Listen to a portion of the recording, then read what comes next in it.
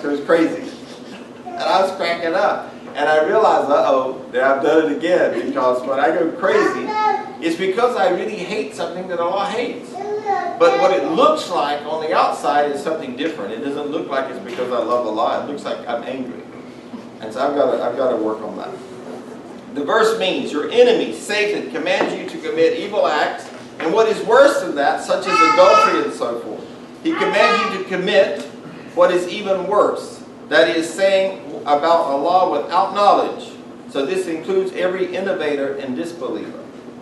Well, in the khutbah al-hajjah, the khutbah of necessity that we hear at the beginning of almost every sermon, and that Prophet Muhammad ﷺ did at the beginning of every sermon, it says that anyone who invents something in this religion will, what? Live in the hellfire. Will live in the hellfire.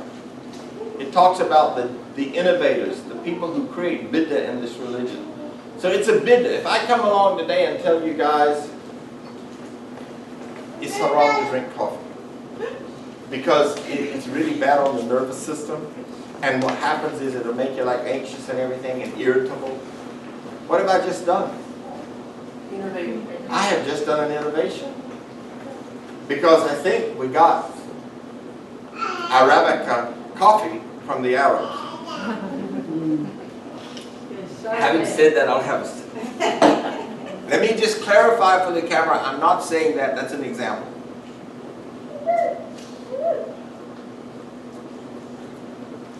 In Surah Al-Baqarah verse 170, when it is said to them, follow what Allah has sent down. And I got to stop there for a minute. I know that sometimes when I've said in the class, say it or be quiet, maybe I didn't say it quite as nice as that, I'm really saying what this verse says. When it is said to them, follow what Allah has sent down, they say, nay, we shall follow what we found our forefathers doing. In our communities, and I'm going to give some examples today, a lot of people will say, well, that's the way my father did it. That's the way my auntie did it. Well, that's the way my family did it. And they were Muslim. They grew up Muslim. My family is 7 or 8 generation Muslim, they'll say. This is the verse you pull out. And you say, when it is said to them, follow what Allah has sent down, they say, nay, we shall follow what we found our fathers follow. Would they do that? Even though their fathers did not understand anything, nor were they guided. And the example of those who disbelieve is as that of him who shouts to those flock of sheep that hear nothing but calls and cries. They are deaf, dumb, and blind, so they do not understand. No, they're not physically deaf. They're not physically blind, but they are spiritually deaf and blind, and they do not understand. But they do lead many of us astray with their lies. So what we see here, before I go on, and let me just go back 1 minute. Those people are being compared, and I'll come back to this inshallah today. What are they being compared to? Animals. The flock. The people that do this are being compared to animals. We'll come back to that inshallah. I want to look at some cultural things that are not Islamic. They are the problems of a region. But if you listen to newscasters, you will hear them say over and over and over again that Islam is doing this. Traditional cultural practice to reflect values and beliefs held by members of a community for periods often spanning generations and are not Islam. Female genital mutilation was done in Africa, Asia, the Middle East, the Arabian Peninsula, Australia, Latin America, and it's not an Islamic problem. It's an African problem, an Asian problem, the Middle East, whatever region does this, that's where the problem is. But it's not an Islamic problem. Now I can bring you a number of verses to prove that, but I don't think I need to. I think we all know that anything that takes away from Allah's creation, that is an act of worship, we are very clear is haram. If you need more proofs, I'll be glad to come back next week with my proofs, because I'm often defending female genital mutilation. When people come to you and say, well, why do they do this in Muslim countries? You could say to them, well, why do they do this in some Christian countries? This is not an Islamic problem. This is an African problem, or an Asian problem, or a Middle East problem. It's a problem to a culture, but it's not anything that's taught in our Quran. And that's what we need to do. We don't need to be caught off center when people throw out these questions. As a matter of fact, at St. Richard's Episcopal Church, this was one of the questions. Why do you guys do female genital mutilation? I was like, what? I said, do what? So I gave them a whole, I think about 14 slides on that one thing, right, man? Yeah, proving to them how this has nothing to do with Islam, but how the various cultures that were doing this before Islam. Son preference and its implications for the status of the girl child. Now let's look at son preference. Son preference existed in the biblical time when Hannah, the mother of Miriam, ﷺ, asked for a righteous child and found out she was having a daughter. What did she say? She said, oh, how can this be a righteous child? So it existed long before Islam. Now let's look at China. Up until about 2 years ago in China, you could only have how many children? One. And if you wanted another child, you had to petition the government. When that family that could only have one child found out their firstborn son was not going to be a male, what often happened to that fetus? Aborted. It was aborted. Is that a problem, a China problem? Yes. Or is that a biblical or Quranic problem? That's a people's selfish nafus problem. I want a boy. Because I'm stuck in what my forefathers did. Powerful stuff.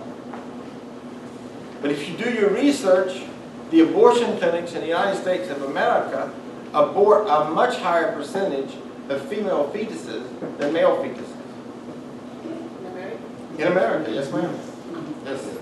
As a matter of fact, I have known people to get pregnant and the father would say, if this wasn't a boy, I've actually witnessed this, I would not support it.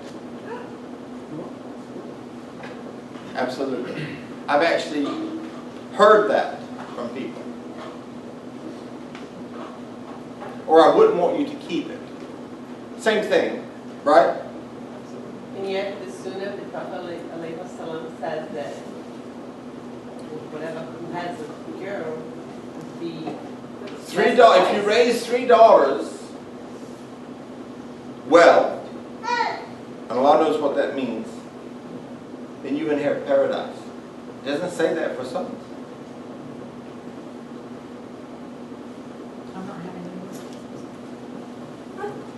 So, female infanticide, we know, was practiced before Islam came on the scene. One of the people who embraced Islam had buried 11 of his daughters alive. Is that an Islamic problem? No. No, that's a forefather problem. Early pregnancy.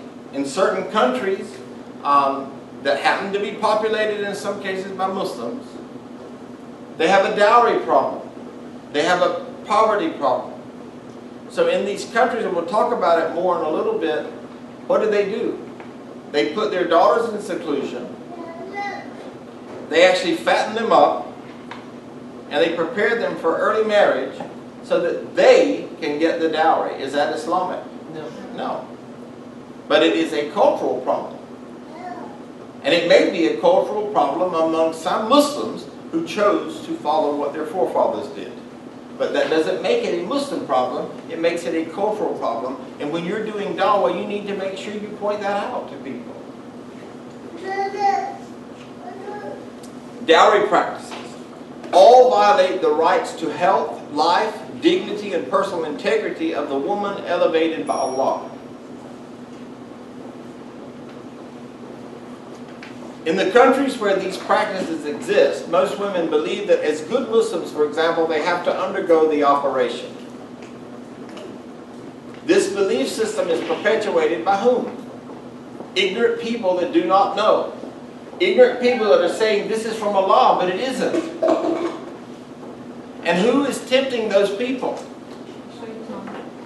Just tell me what the verse says. I know everybody's scared to answer me, but what does the verse say? Trust yourself. You can understand the Quran. It's very simple. It's very straightforward. In order to be clean and proper, fit for marriage, female circumcision is a precondition. Among the Bambara in Mali, it is believed that if this private part touches the head of the baby being born, the child will die. Now listen to this belief system, folks. And I recognize the varied ages in the class, and I will do this with ultimate dignity. There is no shame in Islam. Matter of fact, maybe it would benefit them to hear it because we bought into it, some of us. Among women in Ethiopia, Somalia, and the Sudan, circumcision is performed in order to reduce desire and also to maintain virginity until marriage. This means that this is a problem specific to Sudan or Somalia or Ethiopia, wherever this is being done. It's not a Muslim practice. And we need to be strong about these things. The belief system that is not according to Quran and Sunnah is that this circumcised woman is considered to be clean. Now, what has happened as a result of this kind of thinking that is non-Islamic in certain cultures, and this has happened in my 28 years of being in Islam, particular to what I've heard most of this come from are people from Philistine. That when their son marries a girl, the very next morning the mother-in-law goes to examine the sheets to see if the sheets are soiled, and that way they can prove that she's a virgin. May Allah help us. And that's old times. It's happening. I promise you that it's happening today. Just like it's happening today that people show up at my office that their parents have chosen their spouse-to-be, and they really don't have very much choice about it. It's still happening today. I promise you. I'm not trying to sensationalize my class here. I'm trying to tell you what is. Can you imagine the psychological trauma of getting married at 18 years of age, having your mother-in-law knock on the door the next morning to inspect the sheets, and then for them to say this is from Allah? Can you imagine that you are elevated by Allah and somebody is making a judgment on you based on that? The ignorance involved, because the hymen can be broken by riding a bicycle, by horseback riding, by all kinds of activities that all of us do today.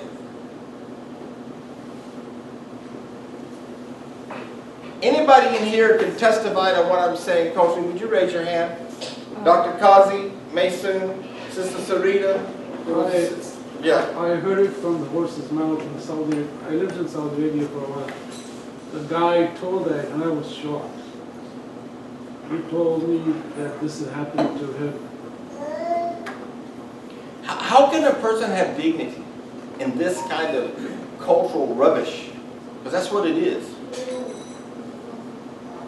Because what do people do if the sheets are not soiled?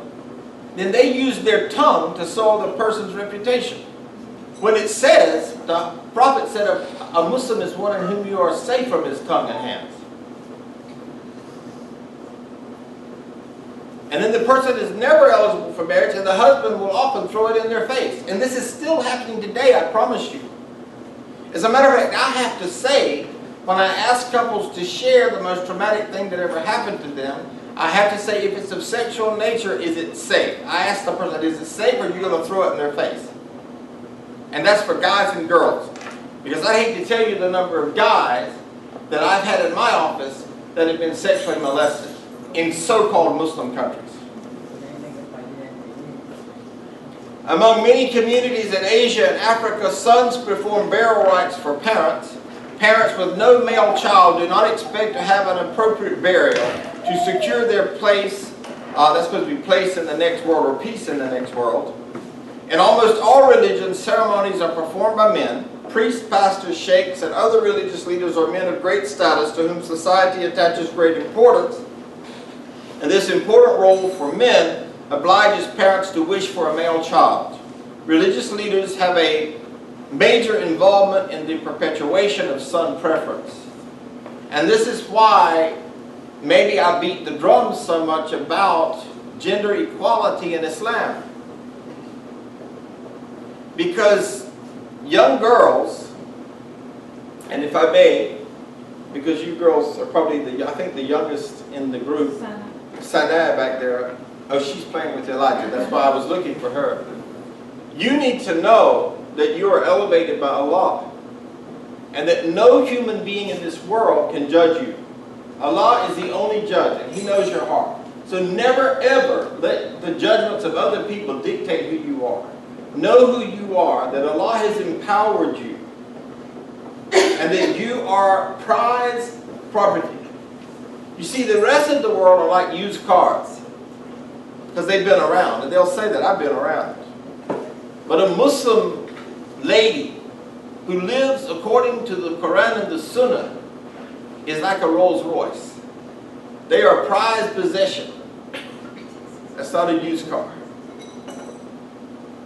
This innocence, this purity that is found if someone is following the Quran and the Sunnah is something that you really don't see in a lot of the world. And we should respect and admire the beauty of that. I'm saying, Yes. the last statement that the religious leaders have a major involvement in perpetuation of the son. That is a heavy statement. It's a heavy statement, but I've heard it. I've heard people say, MashaAllah, they had a son. Oh, well, what did they have? Oh, they have a daughter. We have to. It's our mandate to protect and maintain our women. We are the shepherds. We do not protect them and maintain them when we present ourselves as superior to them because we happen to have that responsibility of leading a khutbah. Because if it wasn't for the woman, I wouldn't be here. And no matter how tough my mother might have been when I was growing up, if it wasn't for her, I wouldn't be here. I wouldn't be your teacher if it wasn't for my mother. So even you, in that respect, are required to respect my mother. When I experienced the love of all of you, I experienced that love from you because you had a mother that gave birth to you. And as a result, your mother may do some things I don't agree with, but she deserves my respect because she gave me a friend. She gave me a special person. Every one of you, I love your mothers. I may not love some of the ignorance that they might have. They may tell you some things that are contrary to that, but I love that person for the sake of Allah because they gave me you. We won't be an ummah without women. I don't think that scientists have found any way to create us without the egg. I know they haven't.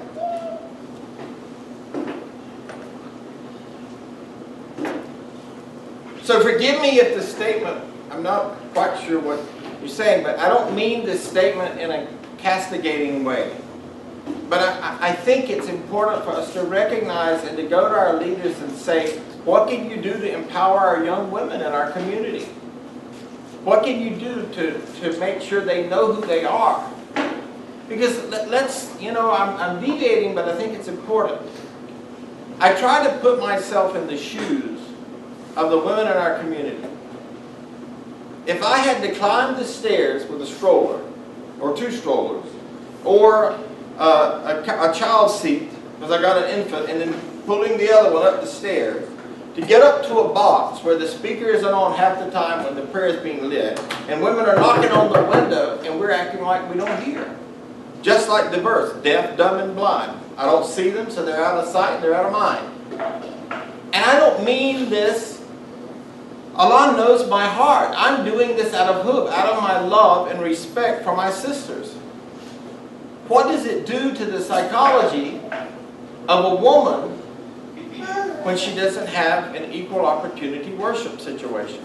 When the imam is so detached from her that she's either got to send her child downstairs into the masjid to ask her question, and by the time he gets there, it's time for the Q&A's over.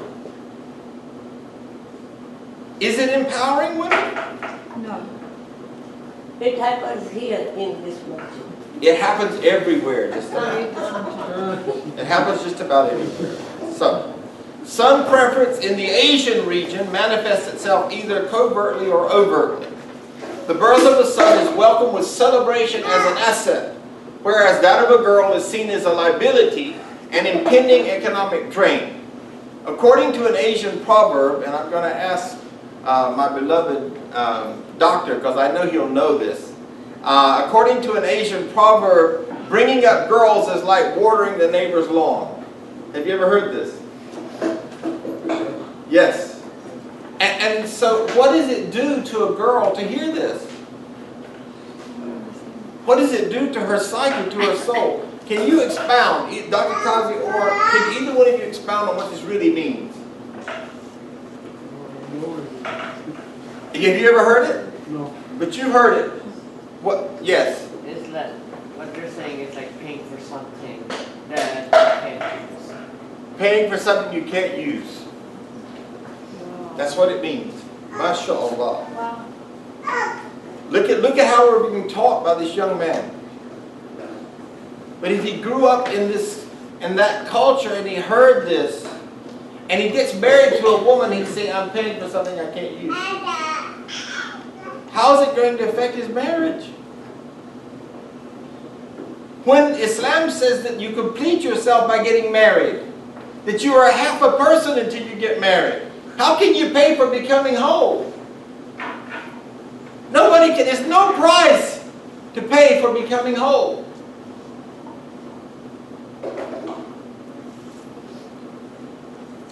Thank you so much, mashallah. I'm so glad that you answered that question. It means so much more to us, forgive me, coming from a young man like you. The areas most affected by the problem seem to be South Asia, Bangladesh, India, Nepal, Pakistan, the Middle East, Algeria, Egypt, Jordan, and the Libyan, Arabia, Arab, Jamahiriya, Morocco, the Syrian Arab Republic, Tunisia, Turkey, and parts of Africa, Cameroon, Liberia, Madagascar, and Senegal. In Latin America, there is evidence of abnormal sex ratios in mortality figures in Ecuador, Mexico, Peru, and Uruguay. Thank you. I have a hard time with that one. Discrimination in the feeding and care of female infants and or higher rates of morbidity and malnutrition have been reported in most of the countries already listed, and also in Bolivia, Colombia, and the Islamic Republic of Iran, Nigeria, the Philippines, and Saudi Arabia. Is this a Muslim problem? It's a cultural problem. More than 2/3 of the world's population live in countries where registration of death does not occur, and many more live in countries where death rates are not published by sex.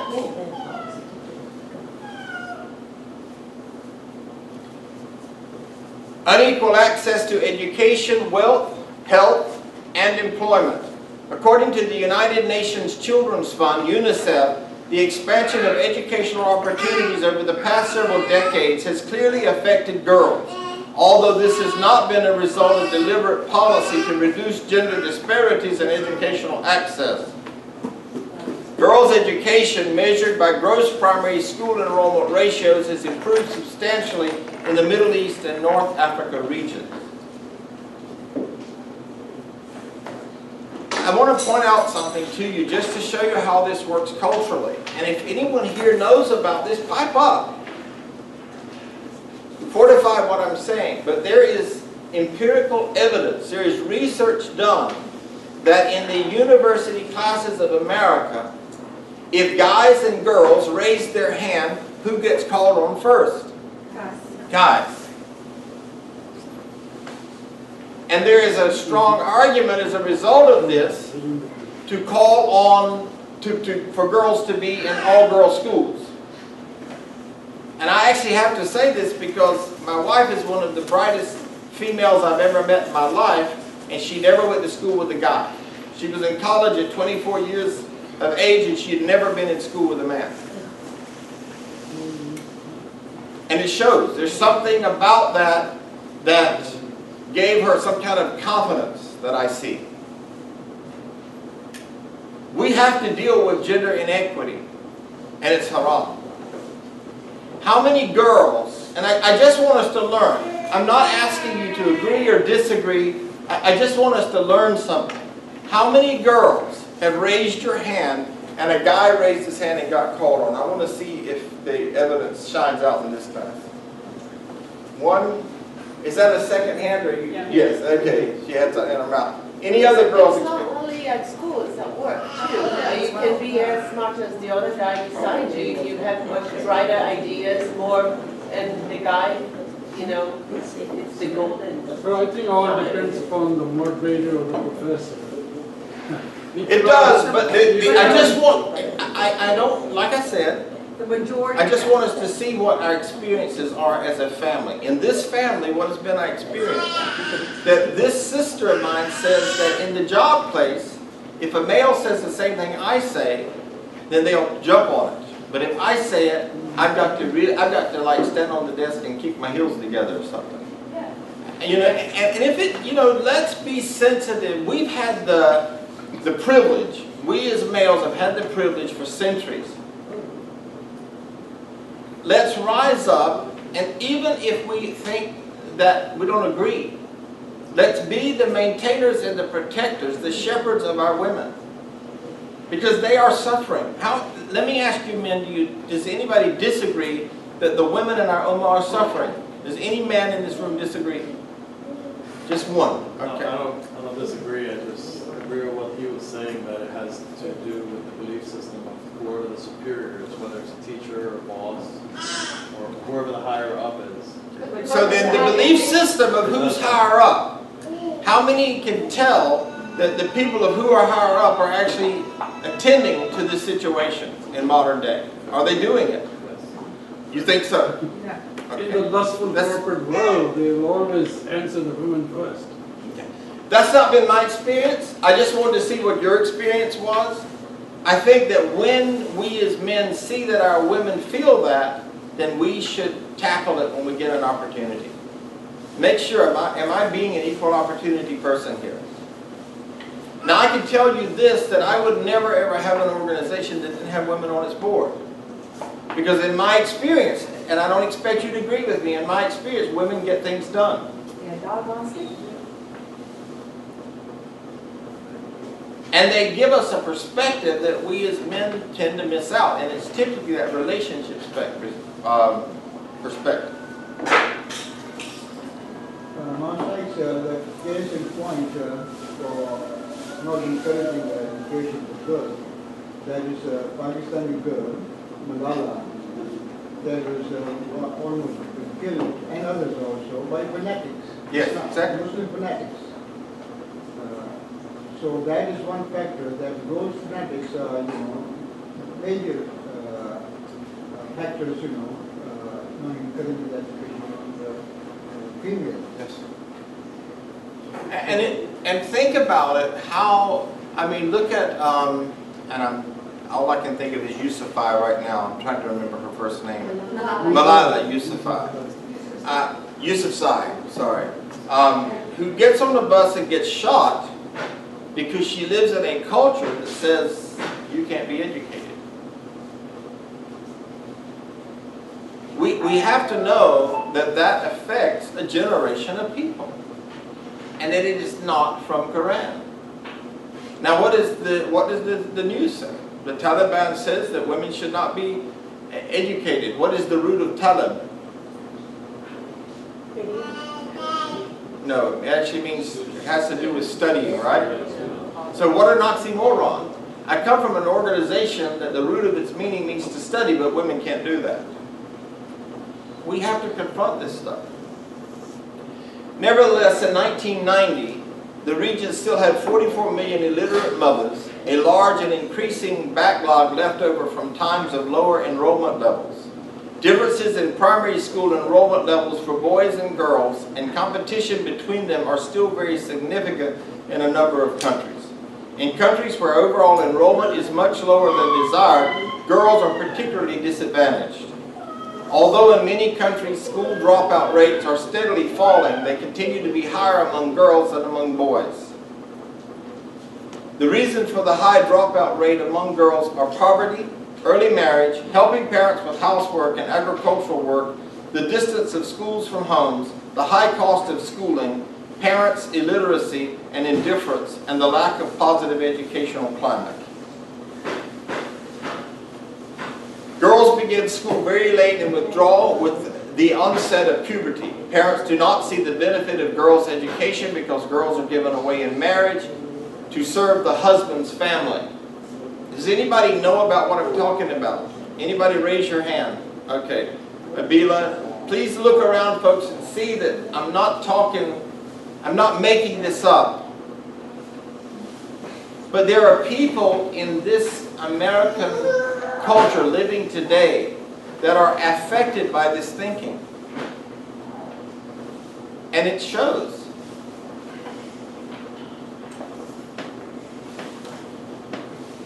Sons are given priority. In certain countries, enrollment rates for girls have actually declined despite attempts to increase them. In certain parts of India and Pakistan, women are still considered unnecessary evils.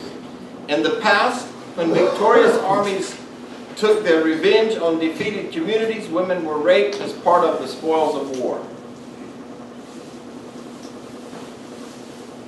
There's an inequality here. Have you ever read a history book about this happening to men? Subsequently, these communities resorted to killing their daughters at birth, and when the enemy was advancing, to spare the female population and community from shame. Modern techniques such as amniocentesis and ultrasound tests have given women greater power to detect the sex of their babies in time to abort. Okay, and Mason's giving me the timeout. I got you. So, we will pick this up because I think it's important. I've noticed the body language is a little strained today. I know that this stuff is painful to hear, but the problem is that we've been sweeping this stuff under the rug. The rug is up here now, and it's falling down on people. And we have to address this stuff. Yes, Avila? Mom, I agree that this is a reality that does exist culturally, and it's been going on for centuries and years, but I also think that we have to recognize the paradigm shift that is happening with women who are speaking up and with equality and taking part in different aspects and fields in the world and how they're making an impact. Just like Malala Yousafzai and all the other women out there. Well, let me ask you if you think there are any women in America who are making an equal stand to combat the cultural messages that are going on the media. In America? Yes. Cultural or, I mean, there's... Well, on the media, we are continuously hearing that Islam doesn't allow women to be educated. We are hearing that women can't be leaders. And then they'll spin it by saying there are no women imams. And the way it's being spun, what is it actually saying in America? I think we have a lot of female Muslim community leaders, prominent ones out there that, by that statement. I can't think of her name. Dalia Mujahid is probably one of them as well. Now, when you say by that statement... There's a congresswoman in Detroit, what's her name? I can't think Linda Stewart is a, grassroots organizer, she's great, but there's also Rashida. Yeah, Rashida, she's a Muslim woman up in Detroit, and there's many, even in the executive level. How many Cole, I people- think one of their executives is a Muslim woman. My question is this: how many people that you come in contact in America with do you think know about that? None. Not None that I many, know. but I think it is- You know, you it's a see a lot of shift people every day. The point I'm trying to make is I agree with both of you. Yes, we have women that are rising up, but predominantly what I do this class to empower young women to rise up, because what I see in college campuses is ignorance. Not one time in a college campus that I have lectured in has somebody said what you said or what Abila said. And when I hear that, then I'll say, she's right. Do you understand what I'm saying? I guess I hear a lot of what I call general population stuff. And maybe that's not even a fair statement, because I'm listening to people that are going to college. And that's not necessarily the general population. But I'm thinking that if what I hear from people that are in higher institutions of learning, in graduate school, actually think that women don't have a leadership role, I think we're seeing it from our pair of glasses. Yes, I look at people in this community like Dr. Shahada Akhtar, a woman that I so admire. I mean, what the Muslim Women's Organization, the organization on this side of town, Muslim Women's Organization, but what was it called? Dr. Shahada's organizations were even before. Muslim ladies. Muslim Ladies Organization. These people have done, they were on the cutting edge of issues of domestic violence, issues of inequality, and they've been going for years. But do people know about it? It's what I'm saying. In other words, what's unfortunate to me is that most people think that Islam doesn't recognize women. So I'm so happy that that's not your experience, and I'm so happy it's not Abila's experience. But a lot of the women that end up in my office, they haven't gotten to the place where they can see what you see. And I know how active you are, and I know what an activist, I know what a great, how outspoken you are.